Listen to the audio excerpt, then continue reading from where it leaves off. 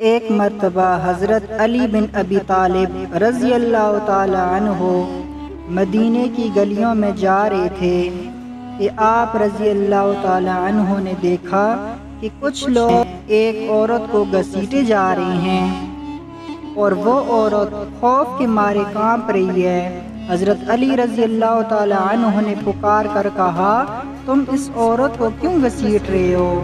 تو ان لوگوں نے بتایا کہ اس عورت نے بدکاری کی ہے، اس لیے امیر المؤمنین حضرت عمر بن خطاب رضی اللہ عنہ نے اس عورت کو سنسار کرنے کا حکم دیا ہے۔ حضرت علی رضی اللہ عنہ نے اس عورت کو ان کے ہاتھوں سے چھینا اور ان لوگوں کو خوب ڈانٹا۔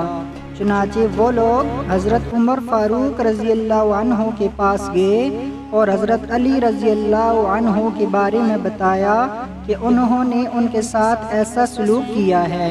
حضرت عمر بن خطاب رضی اللہ عنہ فرمانے لگے، حضرت علی رضی اللہ عنہ نے کسی بات کے معلوم ہونے پر ایسا کیا ہوگا، تم جاؤ اور ان کو میرے پاس بھیجو۔ حضرت علی رضی اللہ عنہ عدالت میں آئے۔ حضرت عمر فاروق رضی اللہ عنہ نے ان سے پوچھا، آپ نے ایسا کیوں کیا اور ان کو واپس کیوں کر دیا اور اس بدکار عورت پر حد قائم کرنے سے کیوں منع کیا؟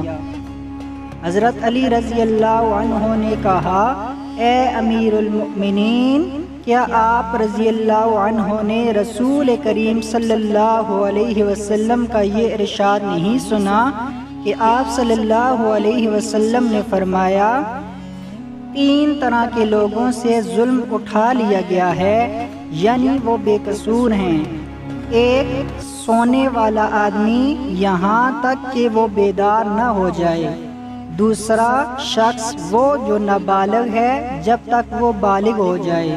تیسرا گناہ میں مبتلا آدمی جب تک باہوش نہ ہو۔ حضرت عمر بن خطاب رضی اللہ عنہ نے فرمایا کہ ہاں، میں نے یہ ارشاد سرور عالم صلی اللہ علیہ وسلم سے سنا ہے۔ حضرت علی رضی اللہ عنہ نے تبسم فرمایا اور کہا کہ اے امیر المؤمنین، اس عورت کو بھی دیوانہ پن کا دورہ پڑتا ہے۔ ہو سکتا ہے کہ وہ آدمی اس کے پاس اس حالت میں آیا ہو کہ اسے دیوانہ پن کا دورہ پڑا ہو۔ یہ سن کر حضرت عمر بن خطاب رضی اللہ عنہ نے اس عورت کو رہا کر دیا۔